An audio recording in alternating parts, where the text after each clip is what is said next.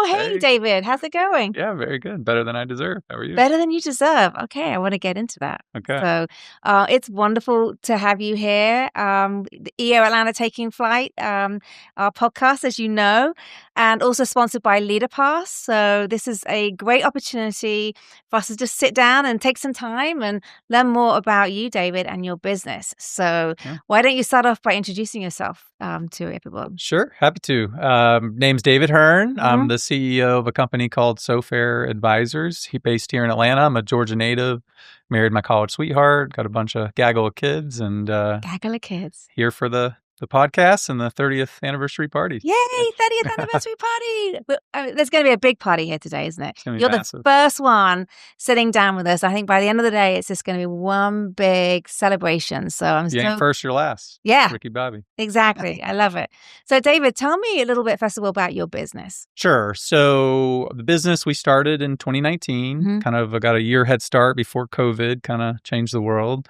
And we're a professional services firm who specializes in valuation services. So really, beyond that mumbo jumbo, we basically every day we appraise businesses. We help them tell their unique story through their numbers. So we help business owners ascertain their company's value so they can make a variety of strategic decisions about what to do next. Okay. So these are businesses which have been going for how long?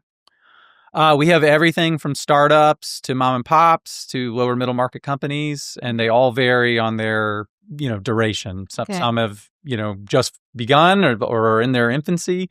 Others have been around for decades, and kind of the generation one is ready to pass on to generation two. So we really have everything from startup all the way to termination. Right, very interesting. Is there? So I'm asking you some random questions. You got me interested in this topic. But is there like one common item you tell to your customers, your prospects, that you look at when you're evaluating a company that gives them like a better outcome? Is there something you say, you know what, if this happens in your business, you're going to get this higher outcome? Is there something which runs across all those businesses? So generally, there's a multiple Okay. of factors, but a few that we would start with. Mhm. One's going to be financials quality. You've got to have that basics, that Yeah. base that tells the story of what's going on. And then beyond that, more specifically to what you're asking, we would address the owner themselves. Right. Okay. Oftentimes, one of the things that depresses value the most is us as the founder. Right. We're doing too many things. We're not delegating enough. We don't Mhm. have enough people and enough seats or Mhm. enough systems. Mhm. So we would usually start with a mirror before a microscope. Right. And if there was a 1A and 1B, the 1B would be something around the customer.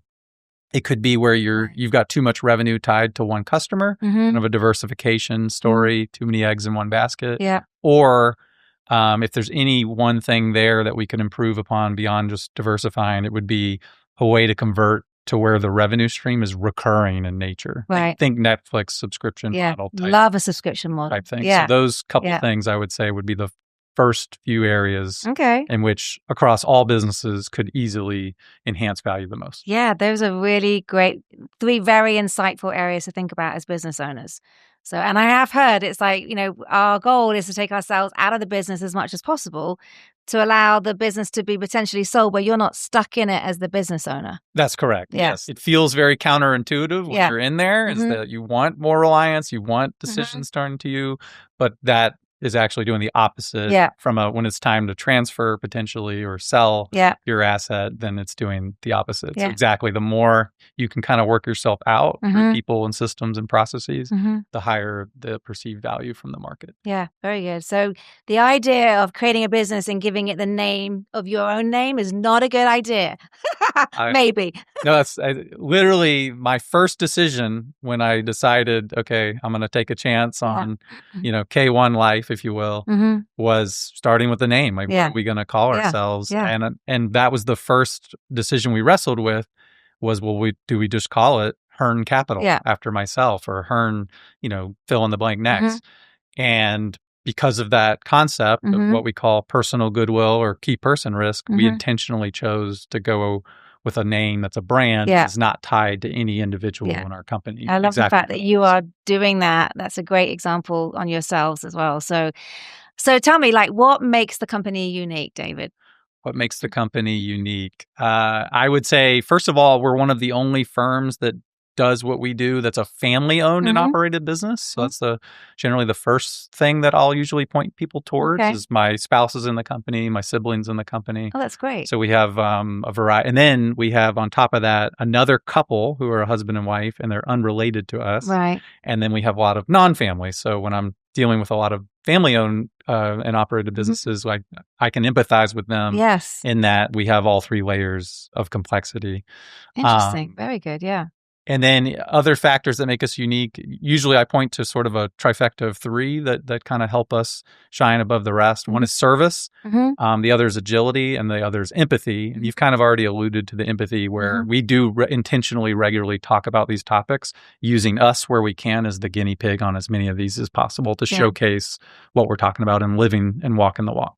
That's fantastic. I love that. Those are three very strong values I'm imagining as well. But talk to me a little bit about agility. What is that? Just about being nimble, being able to look at diverse different businesses. Is that what that means? It's a couple components to it. The first component I would tell you is around, business owners need to make a decision and they can't wait months and months for your insight to make the decision. It's going to be a material financial decision to them, whether it's a happy situation, a lukewarm situation, or an unhappy situation. And so agility for us means that we are going to get this insight to you on time, every time, so you can make the actionable intelligence that you need to do what you're going to do. But yes, in addition to that, it's also us being entrepreneurial and nimble as a firm so we can move to where markets are going to also give you better insight along the way. Okay. Well, I know who to turn to then when I'm ready to sell my business. So David, thank you so much for joining us today. It's been a real pleasure. My pleasure. Thank you for having me. Thank you. Yeah.